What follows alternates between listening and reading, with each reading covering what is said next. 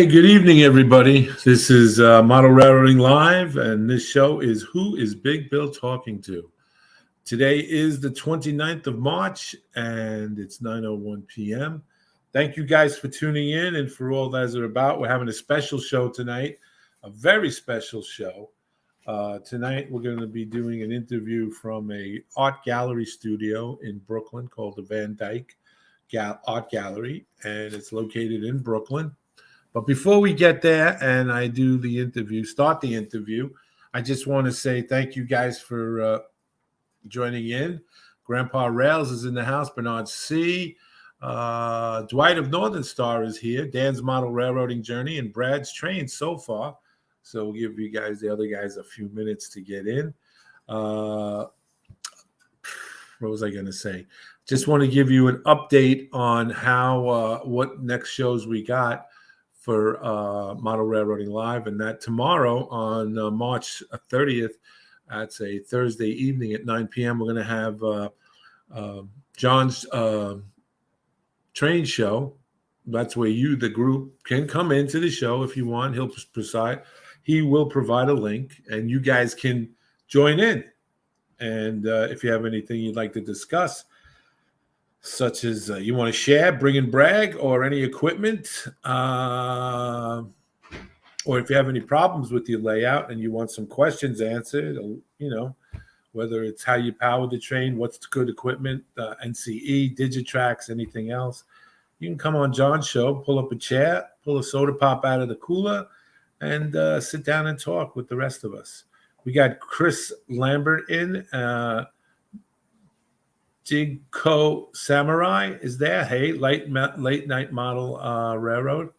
Model Railroad is here. Ken Amos Jr., B&O, bottom / 51 is here. We already have one question up for Luis from Dwight at Northern Star, but we'll figure that out. We'll ask him. We'll ask him when he comes on. I just want to let you guys know this is live from the Van Dyke Gallery in Brooklyn, New York. It's located at 434 39th Street between 4th and 5th Avenue, my old stomping grounds. And just a little intro into this. They put out a kind of like a press release, and just want to read you the first paragraph of this. It says, the Thomas Van Dyke Gallery is pleased to present Graph City 1975, an exhibition of paintings and street scene replicas by Luis Inca Ramos, one of the originators of the highly decorative and stylized graffiti art that became virtually ubiquitous in New York City during the 70s. Ramos now focuses on making extremely precise three-dimensional recreations and paintings of specific places and moments in time. He carefully constructed models of event location from his youth reveal readily indefinable streets, subway platforms, rooftops, and intersections down to the smallest detail, and tell the stories to the local residents. Children throw snowballs under the Merit cigarette billboard near the 4th Avenue 9th Street subway station on December 22nd, 1973. Police respond to a crashed stolen car in Bensonhurst during the 4th of July weekend, 1977. Luis and his friends steal spray paint from the fully stocked shelves of Lumber Headquarters Hardware in the summer of 75. This is pretty special show tonight. And Westside Joe. Hey, Westside Joe. Welcome to the show. Greetings from Elizabeth, New Jersey. Just visited the Van Dyke Gallery today to see Mr. Ramos's work. Beautiful. Well, that's good. I'm glad. I went on Friday of last week, and it was tremendous, and I think you guys will definitely appreciate the work that he does. It's not just paintings, but it's dioramas, and for us modelers out there, this is pretty good. Pretty good. So with further ado, what we're going to do here is I'm going to have a short interview with Mr. Thomas Van Dyke. He's the owner-operator of the Van Dyke Gallery studio. So without further ado, let's bring in Mr. Van Dyke. Thomas. Hi there. How are you, Thomas? How's everything going? There Hi we there, go. Bill. Hi, gentlemen, ladies and gentlemen of the studio audience. I present to you Mr. Thomas Van Dyke. He's the owner operator of the Thomas Van Dyke Gallery in Brooklyn, New York, in Sunset Park. Thanks, Thomas, for allowing us to come in and take over your gallery and try not to. We'll try not to mess things up too much. Absolutely. Bill, it is such a thrill and an honor to have you here to see Lewis's show. Welcome to Thomas Van Dyke Gallery here on 39th Street in Sunset Park, Brooklyn. It's a really great show, and it's amazing work by Luis Ramos. I'm excited for you all to see his work and for you all to get a chance to talk with him and hear about his artwork, his story, and to ask him some questions. Great, that's what we want. Tom, I wanted to ask you a question. How I'm a born and raised Brooklynite, and I know exactly where you're located on 39th Street, next to the firehouse there. How long have you been in existence at that location right now? Well, we've been here since last July when we had our first opening. We had some local artists in that show. It was a group show. And so we've been here a little under a year, and we love Sunset Park. We love being in this part of Brooklyn. It's a great community. We've connected with a number of artists, art lovers, art collectors, admirers, people who are curious, and also people who have never been to a gallery before in their lives. So it's a nice range of folks that we've connected with. I don't hear that New Yorker tone in your voice there. Are you originally from New York? I was born in Columbus, Ohio, and I moved to New York City after I graduated from the Ohio State University back in 2004. I worked at the Metropolitan Museum of Art for about 14 years, and then I worked in the gallery world at a major gallery in Chelsea for about 3.5 years, and then decided I wanted to go out on my own, open this space here in Brooklyn in Sunset Park, and have a chance to work with some artists that I'm passionate about, who I really believe in. Right. So I actually met Luis here in the neighborhood, just about a block away from the gallery. He had some paintings set up at an art night, an art walk on Fifth Avenue here in Sunset Park, and I saw his paintings, and we started talking, and then now here we are. Just about 6 months later, we get to have a show with his paintings and his amazing dioramas right here in his home neighborhood of Sunset Park, Brooklyn. So I have really an honor. Yeah, I have a question for you. From Late Night Model Railroad, he says, what types of artwork is showcased at your gallery, and is there a specific artist audience you cater to? That's a great question. We actually show all kinds of different artwork, mostly contemporary. So a lot of artists who are still working. Our last show was a video show. So it was a video installation with 3 different monitors, and it was a site-specific piece that the artist produced here in the gallery. We've had some hand-drawn animation shows. We've shown paintings, sculpture. Our next show opens on June 3rd, and it is paintings by an artist named John Mallet. The show is called Anatomy. If you're interested in checking out more of Lewis's work or anything about our upcoming shows, you can look at our website, thomasvandyke.com, or check us out on Instagram, Thomas Van Dyke Gallery, or on Facebook, Thomas Van Dyke Gallery.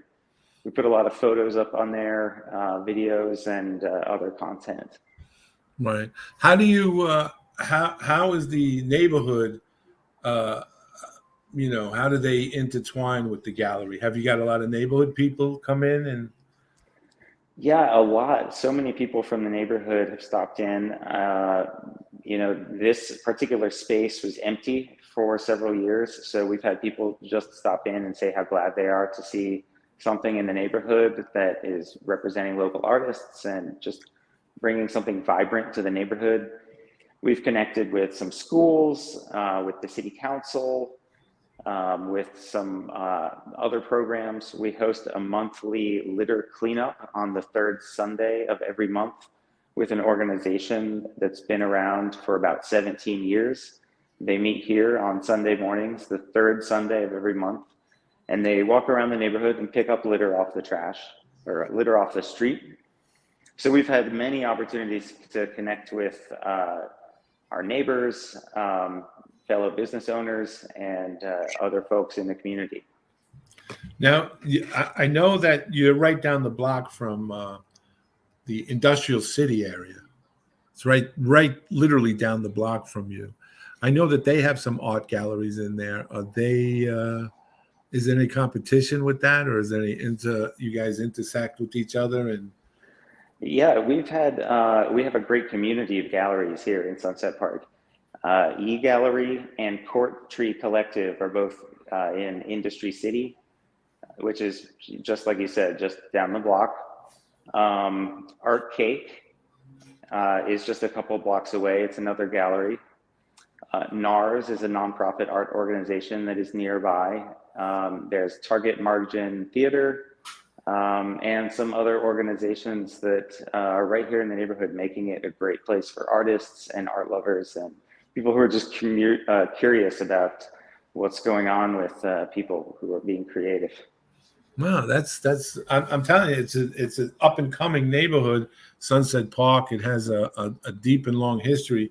It was mostly settled in the beginning by the Dutch and Scandinavians, and then the Irish and the Italians moved in. And it's always a revolving neighborhood. You know, it's diverse, but it's always it's just amazing. I mean, it's just, you know, it encompasses so much, the neighborhood. When I was a kid, I grew up in the next neighborhood over in Park Slope. And when I was growing up, the same with Luis in the 70s, it wasn't the garden spot of New York City. You know, it was pretty run down and it was gang riddled and stuff, but it has sure come back up. I'll tell you, my church is right around the corner from you guys. So it's you know, it's a pretty up and coming neighborhood, and I'm so grateful that the gallery is there. And the part I like is, like, an industrial city, you know, the art galleries are in the building. You won't know they're there unless somebody's handing a flyer out on the corner and saying, "Hey, come to this exposition," you know. But here you guys are right on street level, like you can just walk in, you know. And that's right. Yeah, we have a great storefront here with big windows, and it happens every day. Somebody walks by and sees this great artwork, catches their eye, and they come in the door because they just can't resist. This stuff is it's really amazing to see. So I'm excited, for your audience to take a look if you're ready.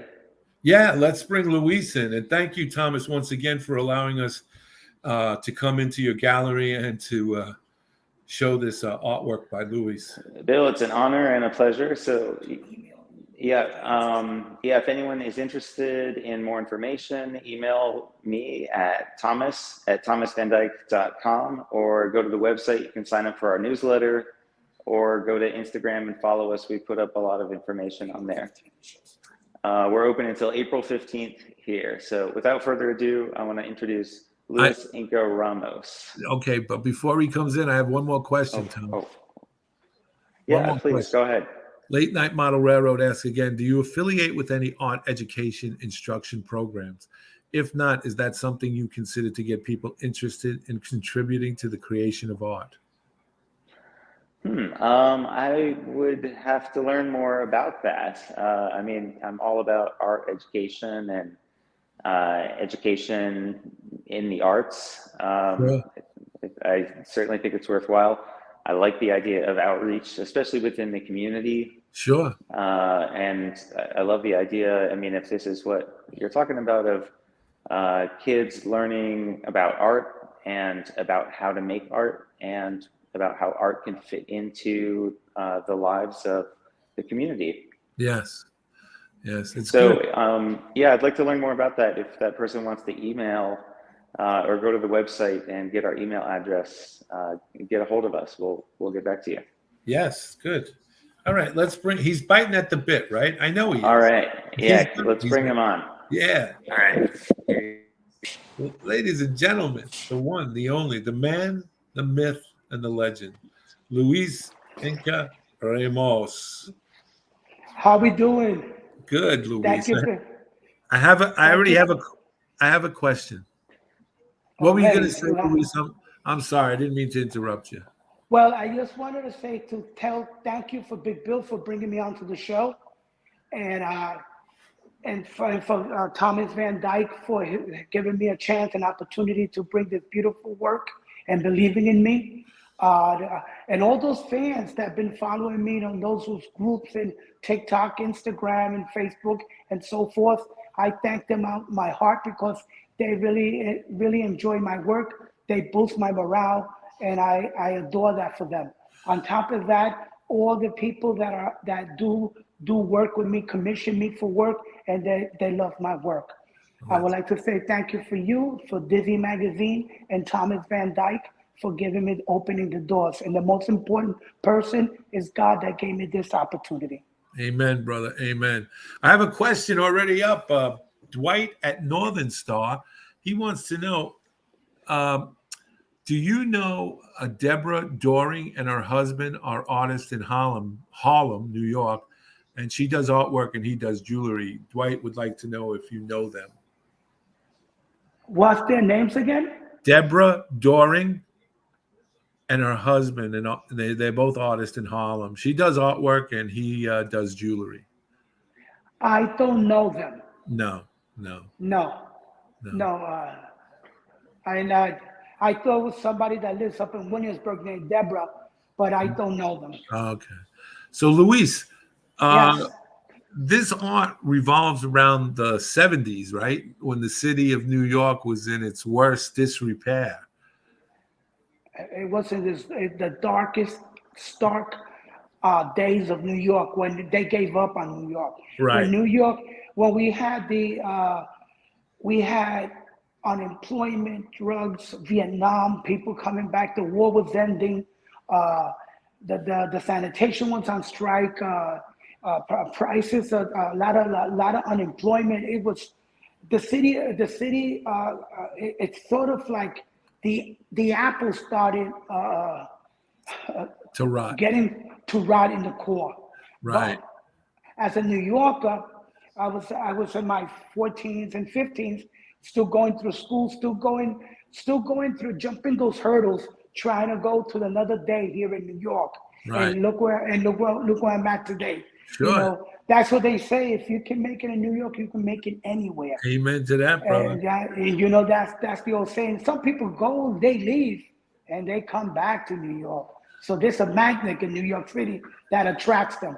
So this artwork that you're going to show us in the dioramas, this is from your own living through it as you grew up in Brooklyn in the Sunset Park area. Is that correct? Yes, it is. Right. Yes, it is. It's some similarity, like Norman Rockwell. When he painted his history, his folklore of what he went through. Right. So one of the famous paintings that inspired me all the time is called My First Shot, and it has the little boy on the chair, and you see the doctor's going to give him a needle in his butt, and you see the doctor's office and everything. Why would you do a painting of that? But it always sort of like intrigued me because it was something that all kids go through that. So my work is like the Norman Rockwell. It's his folklore, it's his history, and whatever I went through when I was 15. So instead of me, I don't have photos to show you. I don't got Polaroids, but I have it in a diorama format. Right. So now when you were growing up, let's just, clarify it. You were a street artist, a graffiti artist, right? You used to go into the train yards and used to tag the trains and. It was, remember that in my household, it was 6 of us. It was my 2 sisters and 4 brothers.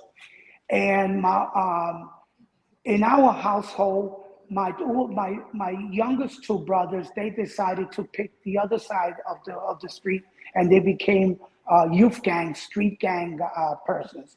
So when you were growing up, all you did is just go outside, sit in the stoop, and waste energy all day because you had nothing to do. I mean, you only had a quarter in your pocket or maybe 10 cents, and you go and buy an ice pop or something. And then I started dabbling in the schoolyard, in the poles, the tagging and stuff, and using because I was an artist. And then when I went to the last year of my ninth grade, I saw people tagging in the bathrooms and all that. I got inspired by the spray paint because my father was the superintendent of the building. So I used to take his cans and do laboratory tests on the wall. And then one letter would be bigger than the other one. You know, they call us toys. They will call us toys because we weren't ready. We would let the paint drip, and we didn't know how to step back, how to step in, how to do the outlining, and then by practice. And then, you know, from there, we did the little buses. So the buses come. From the buses, we went down to the subway walls. From the subway walls, we trespassed to the platform. Then we got into the train. Then we started going to the yard, and we did all that. It goes in process. Right. So how about you show us some of the paintings? Then we'll get to the dioramas. Okay. I'm gonna start. I'm gonna give you a minute each so I can show you the dioramas. Sure. Absolutely. Yes. Let's go with the painting. I'm gonna start here. This is called. I got arrested 2 times under a minor. When you're a minor in graffiti, they give you community service. So this painting was the day that we showed up somewhere in Coney Island. We go through Avenue X and McDonald, and it has me here on the line with the police, transit police on a manifest with the names and calling out the names and giving you gloves. They give you a bucket with some soap and some chemicals, and then you have to scrub the trains, either the outside or the insides. We had to come 4 Saturdays on a month. If you miss one of the appointments, and then they will fine you for the days that you're not there. So they will send you some type of vouchers to the house or something that you have to pay a fine. That's a painting, and that you built that. I created what they call a 3-dimension. I wanted I painted it, and then I used raw materials to create an effect like the train is coming out of the painting, practically. So you see the debris, the garbage on the track. You see the spray cans somebody left from the weekend, and you see all the brooms and brushes as they're cleaning. Look at the chemicals here. Very cool. You see the guys already making. You see they're already cleaning. They already buffed my name, and it's starting to come off. So this painting particular is called community service, and it has to do. This was in 1975 out of Coney Island. We're gonna go to the next one. I have a question for you. Yes. Dwight of Northern Star wants to know, what is your favorite subject to do in transit subjects? In transit subjects, well, could he elaborate what he's trying to say there? Okay, we'll come back to him. Bernard C. wants to know, Luis, did your dad ever catch you painting his building?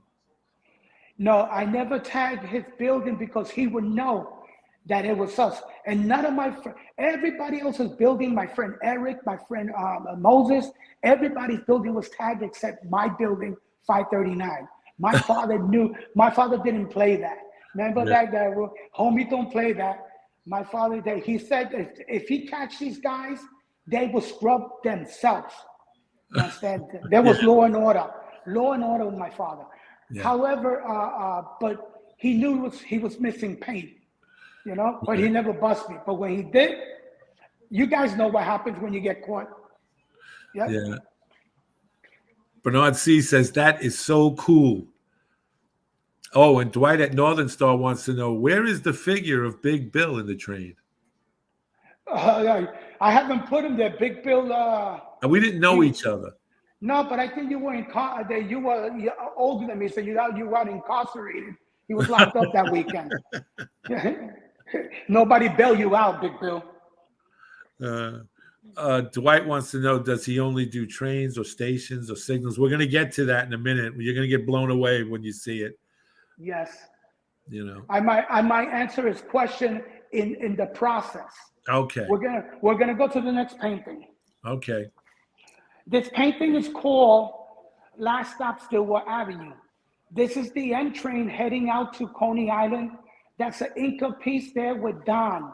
Don One is the famous graffiti artist out of Astoria, Queens. Rest in peace. He's no longer living on this planet. And me and him met at High School of Art Design. And the guy was talented. He was vicious with his style, his letters, his colors. So we made a group called Mafia, which stands for the Masters Administration for the Incredible Artists. It was only 9 of us. And we started doing what they call pieces with color. So this was one original one that we did, and it ran in the 1976. And you can see in the entry, in the front window, you see the crazy homicides. Those right. were the gangs from Coney Island back in those days. Make a short story short, we went on Easter Day, 1975 to Coney Island, 4 of us, 3 of my brothers and my cousin. And my brothers were in the Turban Saints in Brooklyn. We went over there. One homicide saw my brother. He pointed out. We got chased, just like the Warriors.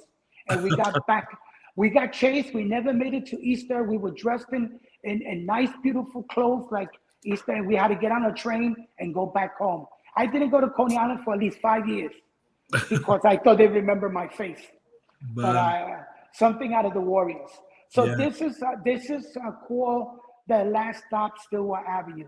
We used to wait for the trains to lay up at the end so we can watch the graffiti and take pictures. Yeah. That's what we used to do. I'm gonna take you here to my hometown bombing place. We loved the tunnels in the winter because the tunnels ran where we lived. We had our trains that laid up from 36th to 59th Street. And it ran from Friday 8 o'clock in the evening to 6 o'clock in the morning on Sunday morning. So those trains would be almost Monday morning. Yeah, Monday morning. So that's when they had the cold weather plans in effect. They'd lay up the trains underground.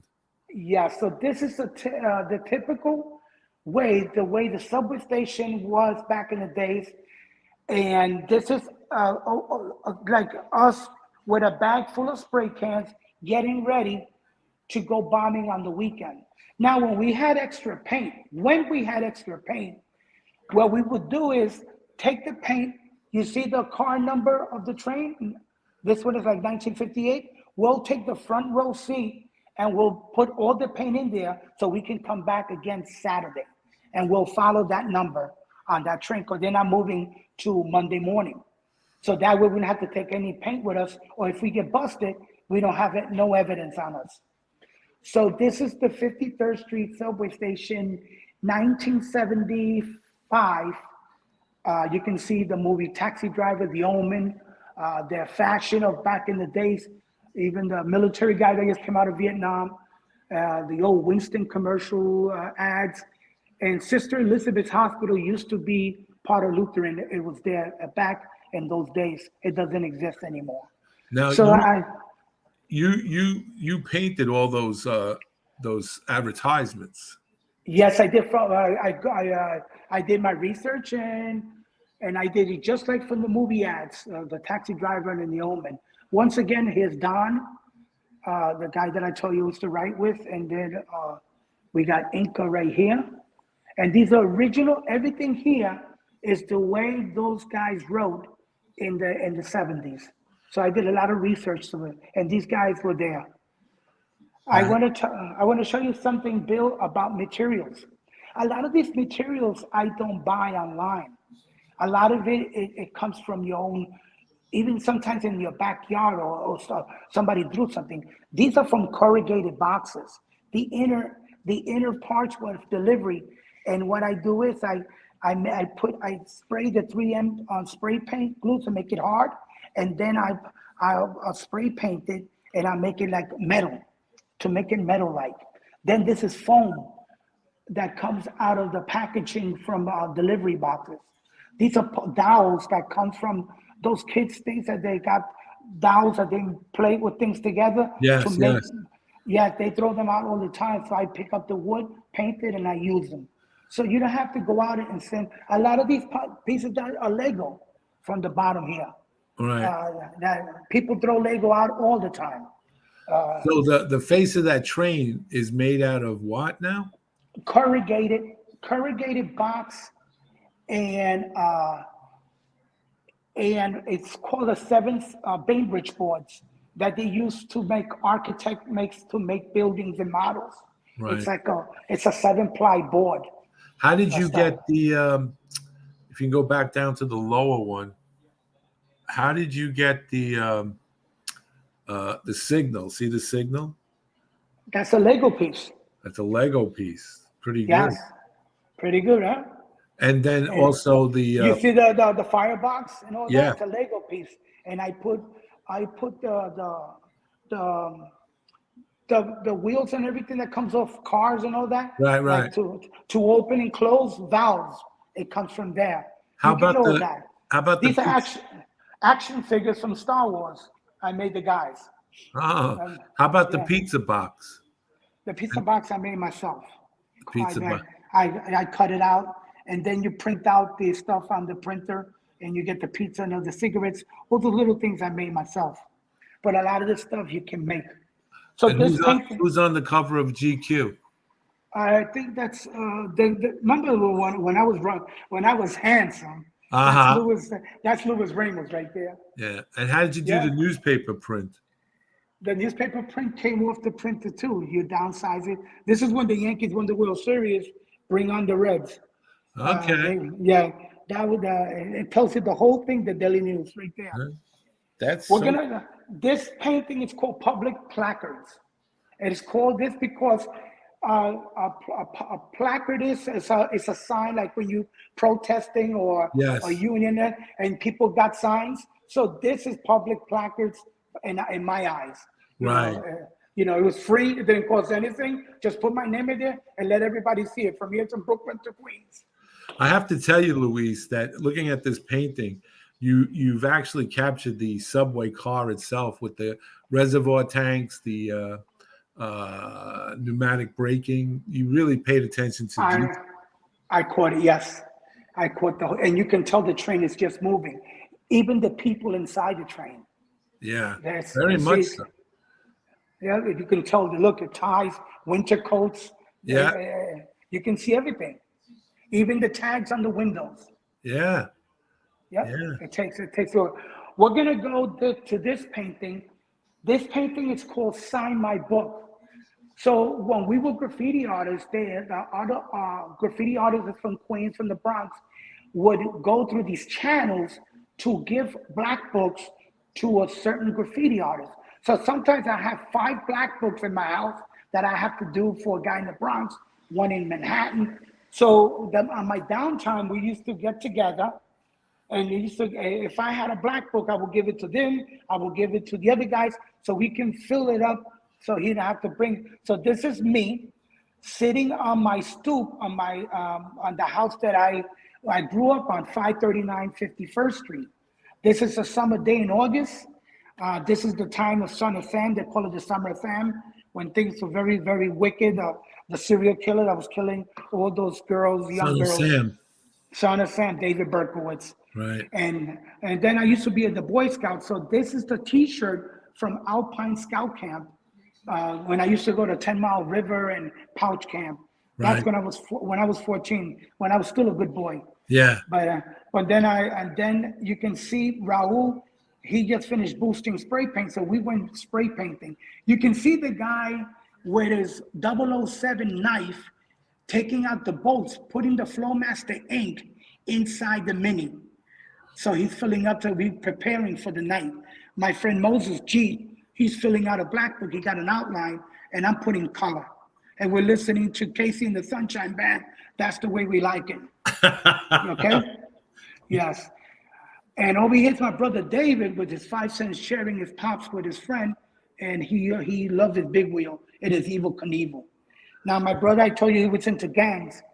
So the Turban Saints in Brooklyn, Sunset Park area, and Marcelo's no longer in this planet either. They celebrating because they used to go boosting bikes up on 13th Avenue by Jewtown to sell them here in Sunset Park, Brooklyn. Okay. So that's what they used to do back in the days. That's how they made their money to smoke their pot and drink their 40 ounces. Yeah. Yeah. I like the detail. And now, is this what kind of medium you use? This isn't oil, is it? No. The oil I use it for my other type of paintings that I showed you earlier. Right. The other, but when I do my graffiti stuff, because I have to do graffiti and names and all that, I use acrylics. I like doing acrylic because you can use Sharpie to make the outlines and all that with acrylic. So this is color pencil, Sharpie, use in acrylics. It looks like it's oil, but it's not. It's just the way I blend. Right. And you know these blends, I use my finger. Sure. Yeah, Sure. these blends, you put your finger in border in black and you go like that. It looks like it makes it look antique. And then you see the cracks on the sidewalk and you see everything. The old crackerjack and the even this is chalk. What do you call this game? That's hey, what do you call it? The hopscotch with Hopscotch. Yeah, hopscotch. No, when you throw it and then you jump the box. Yeah, you jump the 1, 2, 3, 4. Then look, do you remember the delivery from the soda hammer? Yes, I remember hammers. Past Blue Ribbon beer. Yes. Aurora Racing Track. All that stuff from back in the days. So this is the building where I grew up. What's the story with the TV? Oh, the story behind the TV. We love wrestling. So we were wrestling in the house, and I was the referee. My cousin decided to throw salt, real salt, at my other brother in the face. And so the other brother got mad, and he kicked the guy. He missed, and he kicked the television. That TV belonged to us. We got a big beating. My father was not happy. I was the first one to get hit because I was the referee. I was supposed to break up the fight.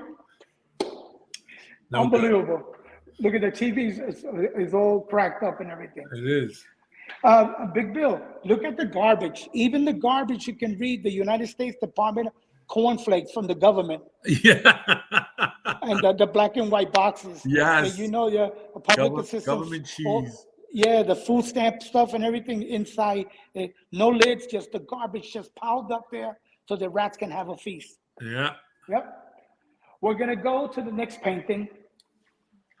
This one is a big one. This is a doozy. People think that we used to go out and buy paint. My father had no $10 to give me to go buy spray paint. Maybe we had $1.50 and buy one can. But this is called boosting aerosols, this painting. This is a real store named Lumber Headquarters, and it was the equivalent to a Pergamon store that you can buy wood furnishings, you can buy anything to fix your house.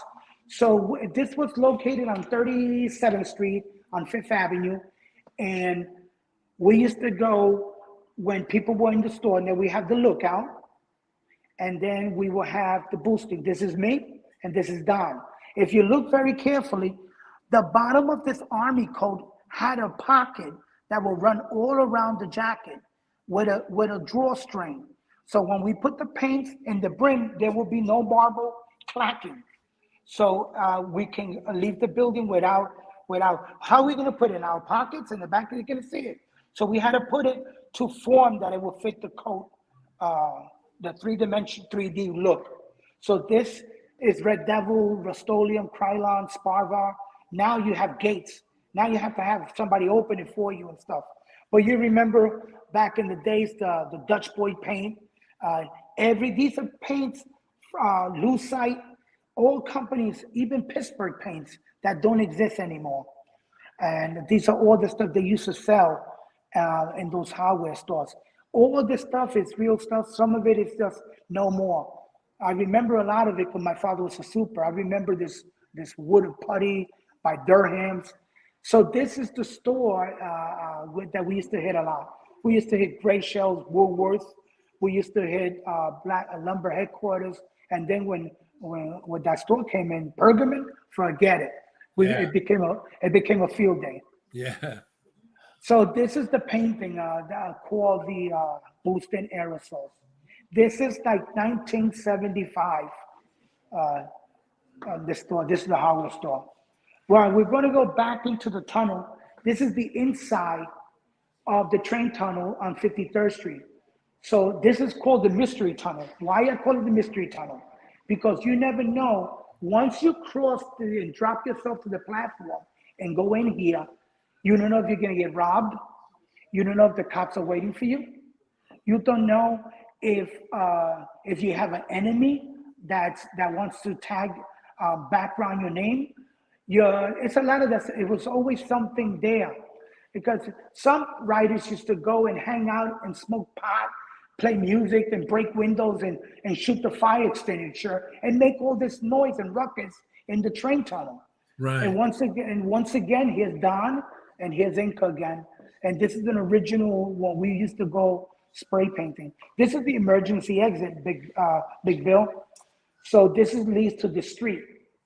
One of the stories, we went out here one time because the cops were on this edge. They call it the catwalk, and they were racing us this way. But it's a switch and bait, because once we got this way out, the cops were waiting for us in the street. Yeah, we got caught. Yeah. They were waiting for us. They knew that. Yeah. So this is the train tunnel. This is very dangerous. I wouldn't do this today, especially with the third rail. And then stepping on it to paint here, it was crazy. It's I don't know how, it was just that feeling that I was addicted. I had a hoard to go and paint. I wanted to do it. Yeah. I had layouts. I used to write all week, and then it was like people go out dancing on a Friday. I used to, when I was young, let me go painting. Now this is for the big boys here. That was the tunnels. Now we're gonna go for the big boys. Now we're gonna start going into train yards. And I remember going into down by what I think John Dewey High School is at, around down there. There was a handball court area, and we cut the fence, and we went into the yards. Now what we loved about these trains, that we can select any train we wanted. If we wanted the D trains or the SS trains, we will paint on them because they will go to different routes. So on Monday morning, these trains were leaving everywhere. So this was the train yard. Now the train yards got it was good and everything, but then when the city started cracking down on graffiti, they started throwing the dogs in the yard. And that was vicious. Sometimes people, what they used to do is bring meats to feed the dogs.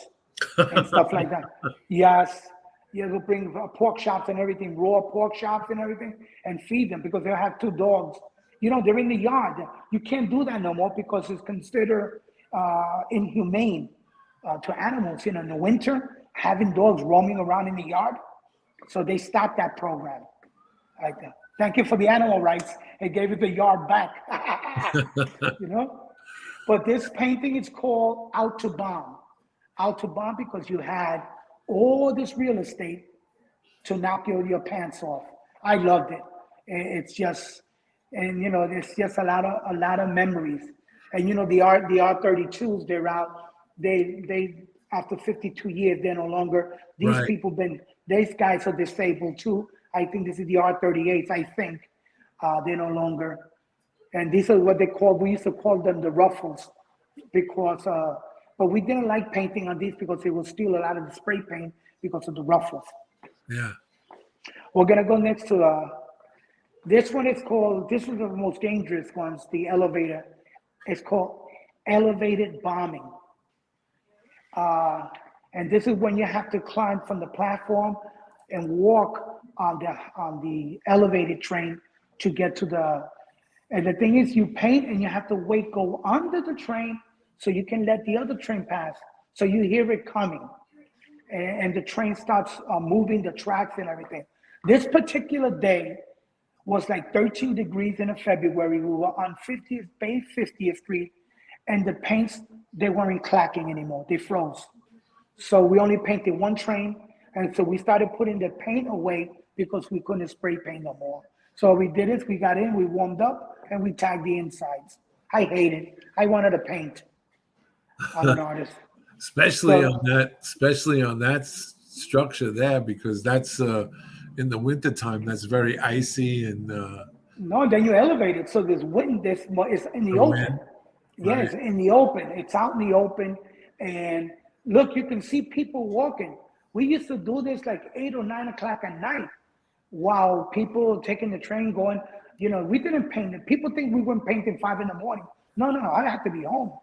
This is a regular day in the neighborhood, and people doing their things. Well, people are doing defacing property at the regular hours.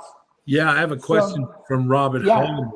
Robert Yeah. Holman, he states, I never understood the want, the need, or the desire to deface property that doesn't belong to you. Well, it's not for everybody. Now that I got older, now I see it that way. I say I wouldn't. I told my kids, like, I wouldn't go out and paint somebody's wagon or somebody's home. Or I never did that. I used to do the trains. I mean, it's still the same thing. But like I told you earlier, it was either the gangs, the drugs, or the graffiti. I choose the graffiti outlet. It was my way. It was my way to step out of, there wasn't things that in my household that you can stay there. This was my delinquency was this. And Dwight at Northern Star wants to know, earlier when we talked about what medium you use to paint, and he wanted to know, are those crafts acrylics paints? It's a company called Americana. Oh, so they are craft paints. Yes. They're very good. I use them. And I can mix sometimes with water. You can blend them and dilute them. And some of them you can even, it's great. They are good. It's called the Americana. And then they have the ones that are metallic by Americana. I use those too. I don't go and buy those tubes, acrylics, those gouache, because they're too expensive. That's true. I pay for things today. I don't boost. Going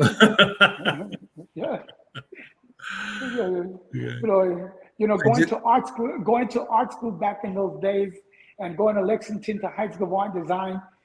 Sometimes you had no money for Rapidograph or India Ink or Huggins and stuff like that, and you had to put in a presentation that looks like for $2.99, and my father's still trying to buy his crayons. I said, Dad, use the crayons or something. He doesn't know that there's other medias, so I had to make a sacrifice. Yeah. And you remember Grumbacher was big, and I used to buy the pastels and all that, and they were good.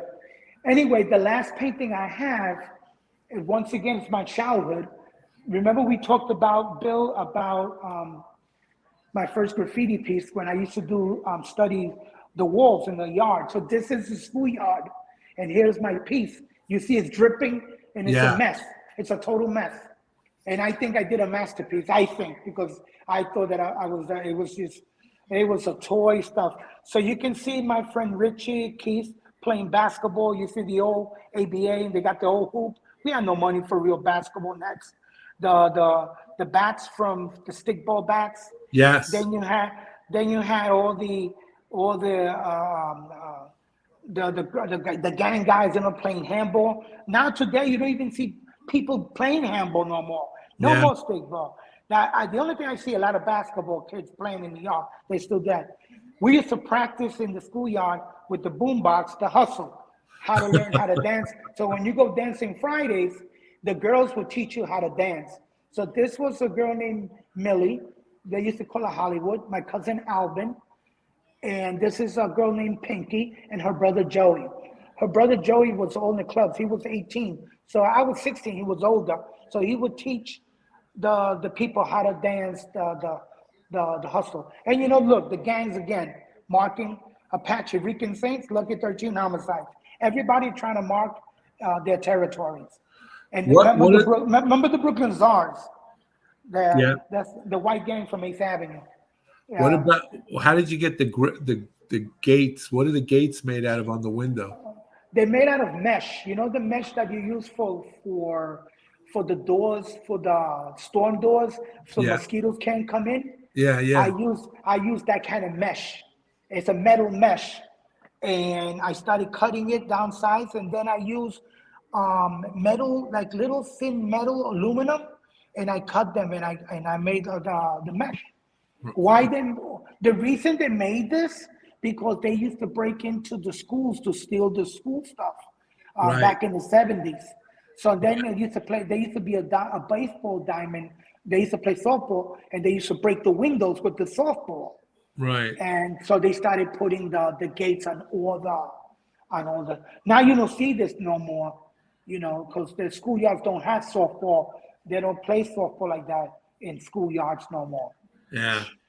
Yeah, you remember Skelsies? Yeah. We used to play that. Yeah, right there's the Skelsey box. Yeah, and then you see the to play stick ball. You see pitching in. You see the bases. All the stuff we used to do. So this is all the different stuff about my painting, my life, and what are the things I did. Yeah. So now we're going to go into a nice treat now. We're going to go, it's like when you used to go to McDonald's and supersize me. I'm going to supersize you. Okay, brother. Yeah, I'm going to supersize you. These are dioramas. A lot of people say, why don't become a layout artist? I don't have the space to do layout of trains, and I was never into that type of thing. I did this as a hobby many years ago when I was in high school.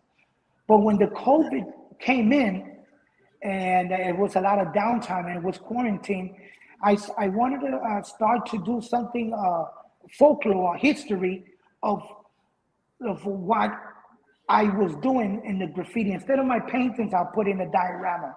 So this is very big because this is Broadway and Marcy, 1975, out of Williamsburg, Brooklyn, when I used to meet the writers out there from the Prisoners of Graffiti, POG, with Mino, Rappel, Tane, and I used to go out there.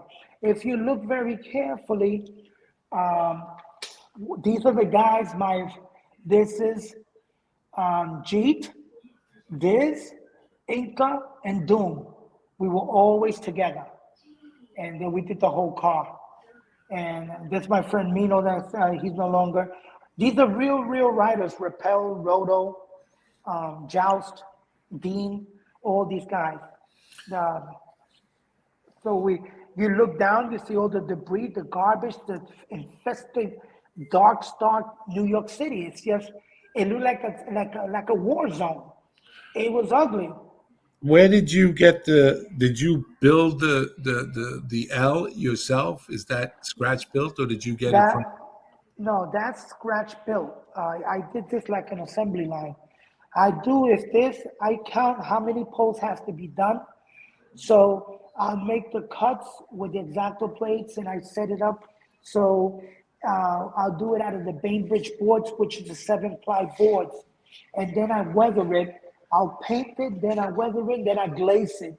So then I give it that, I even add plaster, vinyl plastering, so it can make the lump, like it's been painted over and over again. You know how it is, those poles? Yeah. Those poles get painted so much that I think the lead can kill you 19 times. Yeah. You know? And then you see the garbage that's been there. If this is 1975, this garbage is there since 1971. Yeah, I believe it. Yeah, yep, that's right. And then you see the typical, Thomas, come here. I want to show you this truck. I remember a lot of you who guys grew up having these trucks come up to your block with music blasting on a PA system, and then you pay a quarter and you get on these rides. Right, the Godzilla, yeah. This is the Godzilla, the King Kong, and they call them the swing. This truck was handmade because they don't sell this on HO scale. No. It was a cement truck. I took off the back of the cement truck, and then I built the cage. I built the fencing and all that. I added all the advertising and all that, and I created even the stool, the step stool to get onto the truck right there. So they could get onto the truck, and I made a ride truck, and everybody loves this. We're gonna go to the roof. Everybody had a lot of people had hobbies doing the pigeon coops. And the pigeons, I did that. And then people didn't have money to go to the beach and all that, so we used to have what they call tar beach. And here they are barbecuing, playing music, and hanging on the roof and taking some suntan. So people don't do this anymore, but this was a lot of fun back in the days. So could we get a shot of the street scene in front of the house? Which one you talking about? Right where you're standing right now, straight down into the street. Okay, you want a street scene? Yeah, Okay, no, just go on the side of it and. You mean this way? You mean the sidewalk? Yeah. All right, Thomas, come here. He wants to see the street scene, like the people walking and all that. Right. That's the sidewalk, and you can see all the people coming off the train station. That's Marcy, the BMT line, the Botanica. You see the barber shop, the bodega. How did you what those apartment buildings, those two apartment buildings side by side? You made those, or did you buy them from like Walters and then built them? No, I built those. I went and did I went with my son. I want to tell before that, I want to tell grateful for my son Julian and my son Gabriel that they are my biggest fans because they're the critics and they help me so much. My son Gabriel is always with me doing my assessments. So when we took pictures of these buildings, we went directly to Marcy and Broadway. These two buildings are there still, and they still have the lion heads and all the facade. And these buildings were built with Bainbridge boards, real wood, real plastic, real aluminum, and I built it by hand, floor by floor. They even have lights, curtains. I even got curtains made out of there from real materials.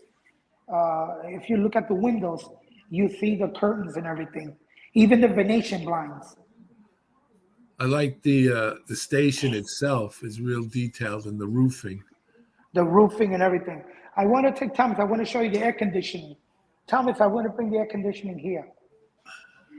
Look at this window here, the first window. You see the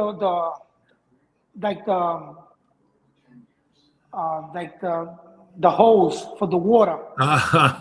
You see it? Now you see the mop. You see the mop on the second window with the bucket and all that there? She didn't finish mopping. And look at the old wrought iron fire escape. Look at the way it's weathered and everything. Like they haven't painted this since the turn of the century. Right. How did you, I have a question from Dwight. How did you paint the cars? The cars, a lot of these, the automobiles, I strip them. I put one paint stripper and I put them to the bare bone. And then I start painting them with the paint they use for testers. They come in spray paint, small cans. And you know what other paints? The paints that they sell in Pep Boys to touch up your cars. Right. I get those because those are real colors for cars. Right. They come in spray. How did you do the fire escapes? The fire escapes was made out of balsa wood. Really? And balsa wood, very, very small. And it's almost like toothpick wood. Yeah. And I made it. And then I used mesh to make the floor grounding. And then I weathered it and everything. And I made it look like fire escape. This car here that's burned, I burned it for real. Really? Yeah, I set it on fire for real. That's why the windows are all caved in and everything. And I gave it, and then the paint got stripped. You see the paint coming off the paint? Yeah. And then I put it outside in the dirt. I bury it, and then it got rusty, and that's how I created that. I wanted that real effect. the car looks real. What another question from late night model railroader. Yeah. He wants to know. Let me get this ad out of the way. Hold on. He wants to know, what did you use for the brick texture? We talk about the brick texture. This brick texture here comes in sheets. Right. And it comes in sheets, but I coat them with vinyl spackling, with a cotton ball, and then I give that image like it was plastered the building. Then I sand it down with soft sandpaper, and then I use the paints. But when I spray painted, I usually then I sand it down faster to make it weather. You see Right. it? Yeah. And weather. Look at the side of the building, how it looks. You see? Yeah. Very good. Look at that. Look at the windows. Like nobody can break in no more. The thieves are the breaking into people's homes, so they put bricks and they panel their windows back in the days because of the high people stealing. The super tools. They broke into my basement. They took everything, Yeah. like this. But anyway, this diorama is the Broadway and Marcy. It's 1975. We're going to go to this diorama. Well, Bernard C., while we're walking over to the other one, Bernard C. says, it sure reflects how people in big cities had a much different life than those of us in small towns. Cleaning stalls, bucking hay bales, etc. Luis using his talent now in such a good way. Yes, so and relating, this is Avenue X and McDonald. This is where we used to go in the train yard, and this is a pure, cold, frigid winter, and we got the light tower. You can see the bush, the trees, and all the foliage, everything full of snow, and the trains are just laid up there, buried. And then you see the trucks coming out to work, to clean the streets, and you see transit, all the trains. I even put the chains on the wheels of the trucks, heavy like that. So Nice. this is a depot where they make deliveries to the transit authority. This is where they make all the drop off, all the supplies and all the stuff for the New York City Transit. Where did you get the detailed miscellaneous stuff that's on the dock? I made all that. Did you? I made all that, even the skids, and do you know the plastic that I wrapped around the skids are the real plastic they use? Because I used to, and I used the plastic from the loading dock. And you see those white strips that go there? All that stuff I made. I even made the guy with the broom sweeping the loading dock. You even see the gate open with all the merchandise in the loading dock. Right. You see? That's great. That's fantastic. And they closed the other ones. It's too cold to have it all open. How about the trucks? Are those made, or did you buy them? No, those I buy the trucks, but I add more stuff like the PA logos on the truck. And I paint them to colors according to the New York City Transit, which was white and blue back in the days. Robert Holloman wants to know, how long did it take to build that previous diorama? Or 1 year. 1 year. 1 year. 1 year. It was broken down in 4. Remember, it was 2 buildings, the trestle, the elevated track, and then the token booth where you buy your token. But remember, they got windows that you can see inside, so you can see the apartments, the floors, the people. When you put the lights on, you can see the windows inside. Yep. I have to tell you that the bumping block there on those 2 trains that are sitting there, that's an exact replica of what's used in the train. Because I worked in that yard. So yeah, and that's from the Coney Island. And guess who made those? I did them. You see, the springs came off the pens. Oh, cool. Yeah, the springs from the pens. I put those springs in there, and since it's real tiny, I got ballpoint pens that people throw out that the ink don't work. I just take the spring. Where It's did a you lot get? of- Where did you get the train cars from?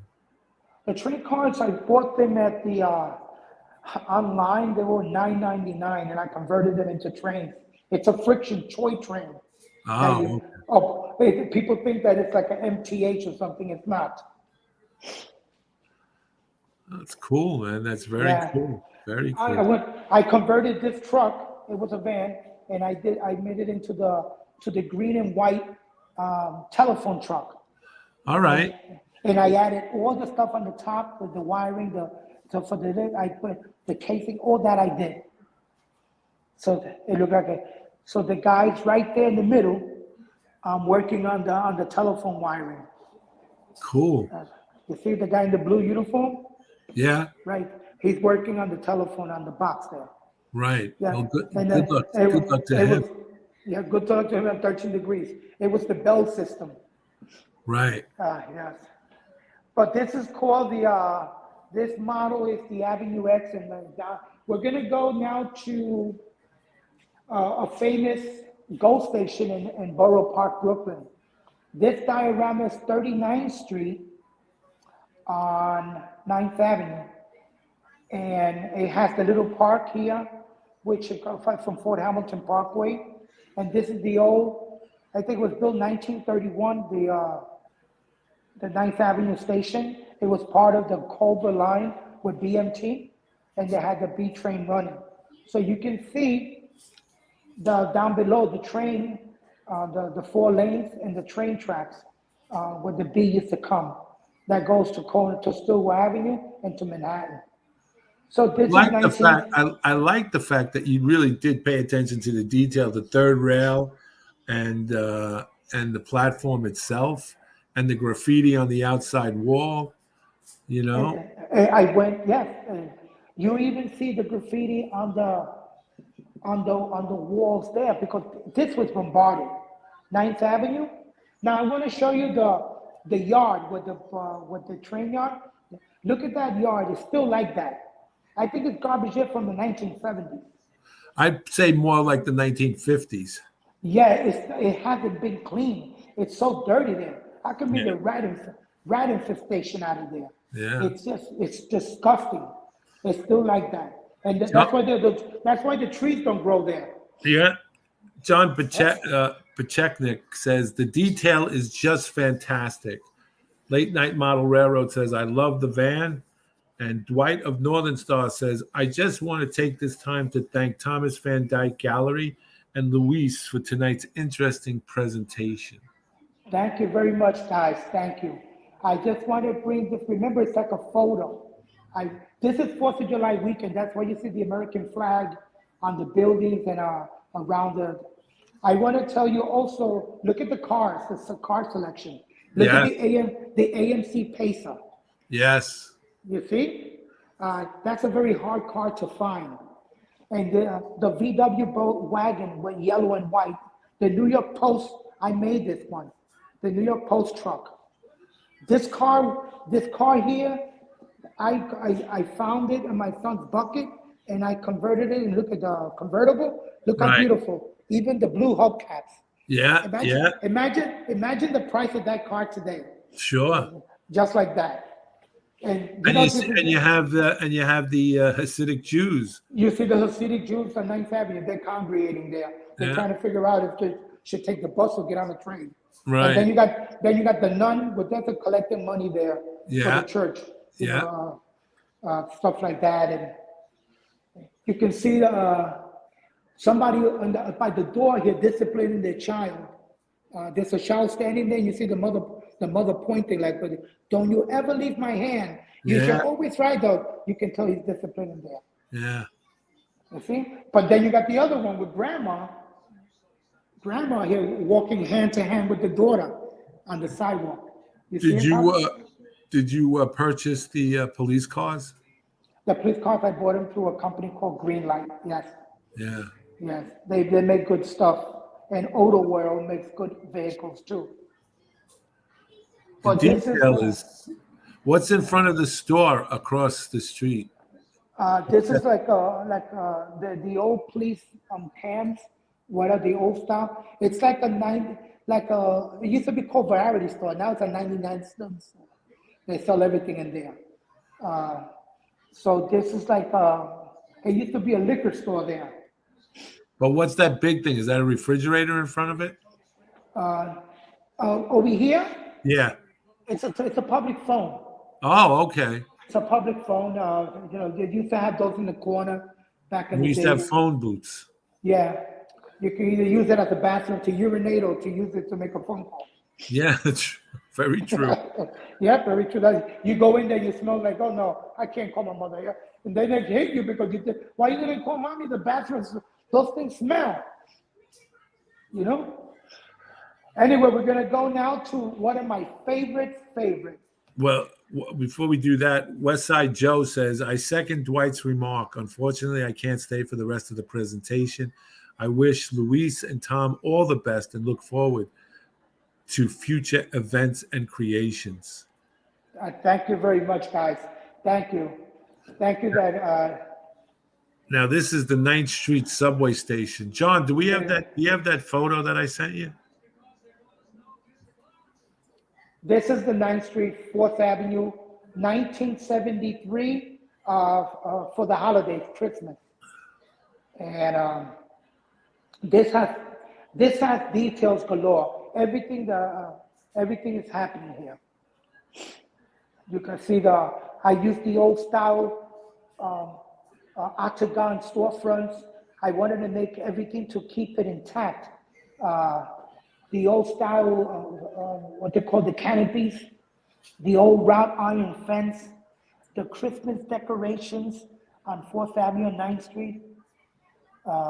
It's just amazing. The old Merit cigarette ads. Do you see the guy selling Christmas trees on the block with Santa Claus and what's those people that Salvation Army collecting money, collecting donations. Samurai's got to go, so you take care and thank you for joining us, Jakku Samurai. I hope I didn't mispronounce that name of yours. Okay, and this is should be the last of it. This is the 4th Avenue.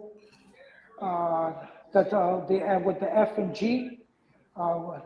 This is the Manhattan side. This is the Coney Island side. And once again, the weather is not predicted. It's beautiful here, but it's cold. So this took a very close to a year, like 11 months to put together. Now that's exactly what it looks like. That as a former transit worker, I've worked that up there, switched out. That's exactly what it looks like. And that sanitation truck you scratch built as well, right? I scratch built that sanitation to put the plow, to put the chains on the tires and to make it to fit.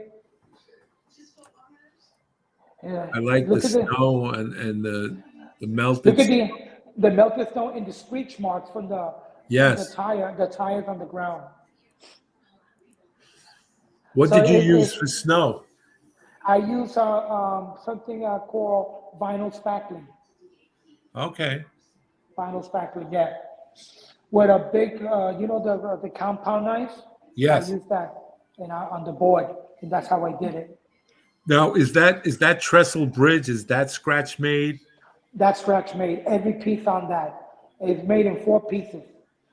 And remember, I talked to you that I used what they call I created almost like a stencil of the same, and I kept using it so that way it can be the same way, the curves and everything. Look at the Christmas decorations on the light pole. Yes. Extremely. If you look in the window here, it has Christmas decorations on the windows. See? Up on the top tree right here. Can you see them, Bill? Yeah. Very nice. Very impressive. Do you see the guy selling Christmas trees? Yeah. Very nice.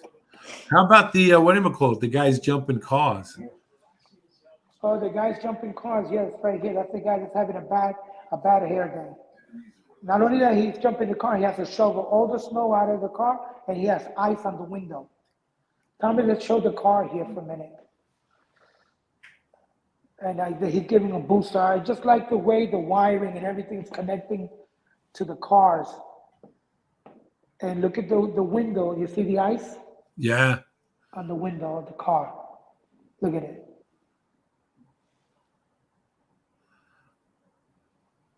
That is very impressive, Luis.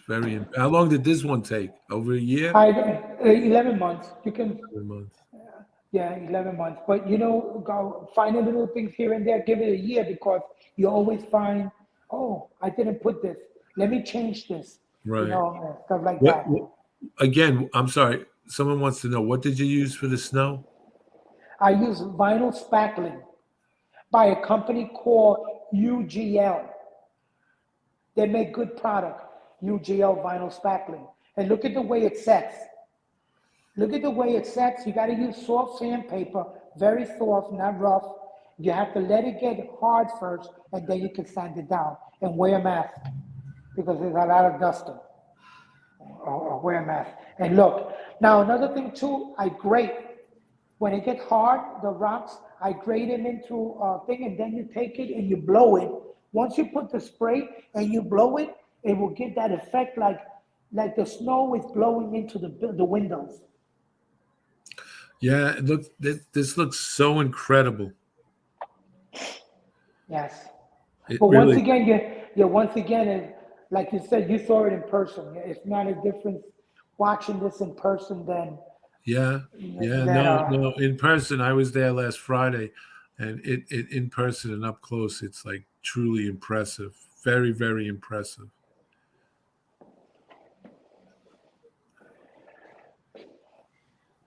So, Bill, I would like to say, Big Bill, thank you.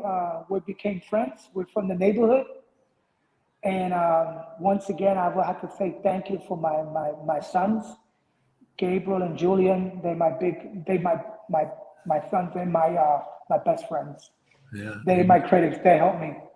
Amen. I love them, and I'm grateful. I know they're happy to see their father doing this.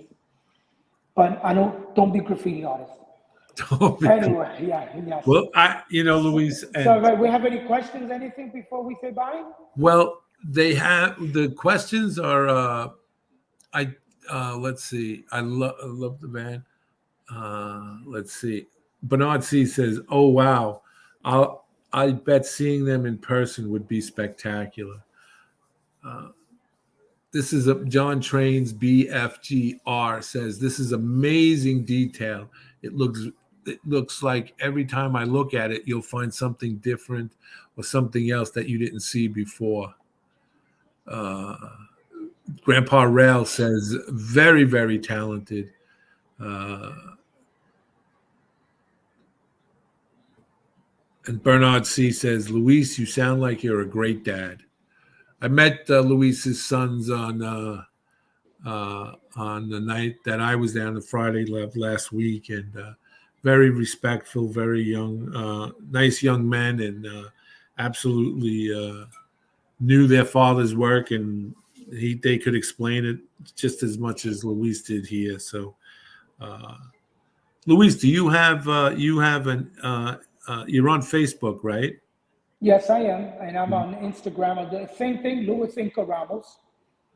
I fall on the day, and remember that this artwork is you can purchase this. This can be part of your life. This can be your history. If you're a New Yorker or a guy that used to live here once, you can contact Thomas Van Dyke, and he's going to be my agent for my art, and we're going to work together. And it doesn't matter when you're going to get it. If it takes enough 3 shoe shine monies to buy it, but at least it's yours. Yeah. Barbara Sotelo, so proud of you, Luis, your ex-wife. Yes. She knows that I came a long way. She lives all the way in Florida. Thank you, Barbara. And I know Julian and Gabriel, they're in my house watching it. Amen. This is so cool. I am so glad that when I first saw you on Facebook, I saw you with that the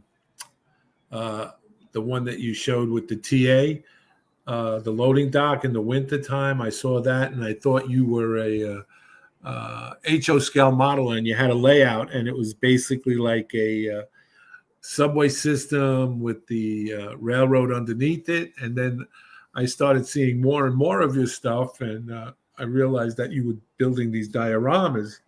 And I tried to reach out to you, but I was unsuccessful until we had a mutual friend, the Conderudises, reach out to you on Facebook. And then I got in touch with you. And then we got to this point where we're now doing this live interview. And I'm so appreciative of the fact that Thomas Van Dyke allowed us into this gallery. And after hours, it was a long day for both of you. And I greatly appreciate it. We here at Model Railroad greatly appreciate everything that you showed us tonight. And, you know, it's good to see that you turned the talent into, into something that was productive, but also reflective of the culture at the time that you grew up with. Some people write a book about the old neighborhood. Others do something. You did it on canvas, and it certainly came straight across. Ken Amos Jr. of B&O _51 says, amazing work, Luis. Wish I lived closer to be able to visit the art show. I have a lot of those people that wish they live closer, they can come to see the show. Maybe one day when things maybe pop for you, who knows, they'll be traveling, things. This is something that people want to see.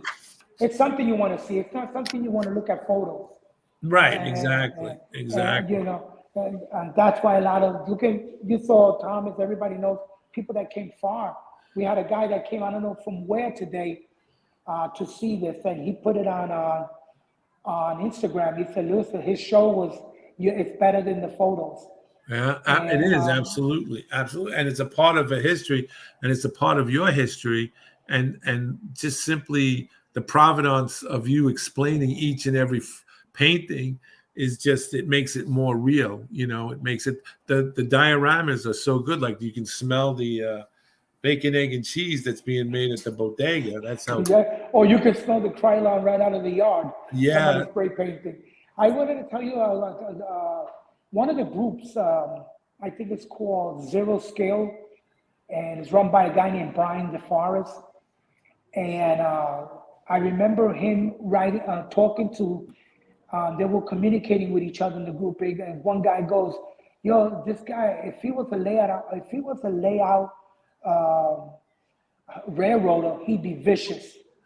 You would be, brother. You would be. And it stood in my mind because I don't have the space for it. But imagine me making this layout of the whole city of New York with the building skyscrapers.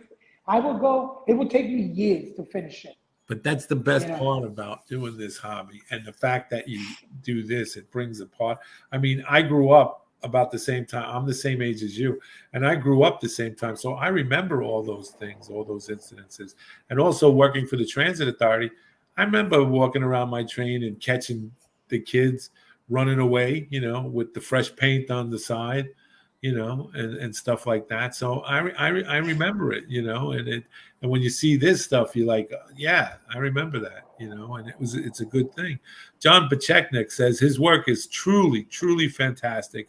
The attention to detail is absolutely amazing. Yeah, and thank you all, you guys. Whoever you guys, I don't know you, but I know that you are going to be new fans. You can follow me and on Instagram under Luis Ramos. You can email Thomas Van Dyke Galleries if you're interested in any of this, because everything here is for sale except my pen. Okay? Yes. Well, we thank you. So anyway, Big Bill, thank you and this is not going to be the first time because I got a big project, the next one. It's going to be, I'm doing Coney Island with Nathan's. I'm going to work that one. I'm going to do the Polar Bear Express. I'm going to do the train there. So I'm going to go right back into 1977 4th of July weekend. Nice. On that one. We'll definitely stay in touch, Luis, and we'll definitely, That's going to be a big one. Yeah. Well, I want to thank you, gentlemen, for allowing us to come in and show off your artwork. If you guys are in the tri-state area, but you guys outside, if you're ever outside New York State, New York City, and are thinking about coming to New York City, you can go to the Thomas Van Dyke Gallery that's located at 434 39th Street. And you can also look them up on the website at www.thomasvandykgallery.com. And you can find Luis Ramos on Instagram and also on Facebook. That's where I found him. And Luis is very open to any comments that you might have. You can instant message him as well. And again, guys, thank you so much for bringing Brooklyn into the house up close and personal. And we just want to thank you guys for watching out there. And I hope you enjoyed this show. I really do hope you enjoyed it. Sure, drew me in, Bill. Thank you. That's quite an inspirational surprise. That's what we want to do here at Model Railroading. We just don't want to, do the same old, same old. We want to change things up and bring a new perspective and different viewpoint on things. Nah, we don't. We just want to do model railroading. But I thought this would be really nice, for you guys and to share this with him. And he's very enthusiastic, Luis. And Thomas Van Dyke was cordial and inviting us in and, stuff like that. So, And Don's Model Railroading Journey, thank you for a great show. Was in New Jersey just before the exit opened. Wish I could go back. You can. He's open till April 8th. And then you can go in. Dan's Model Railroading. Oh, I'm sorry. Stuck in Mini Coralopolis. Okay. But anyway, thank you guys for joining in and watching this. I was just excited as doing it. I'm excited for every show, but this one was my backyard.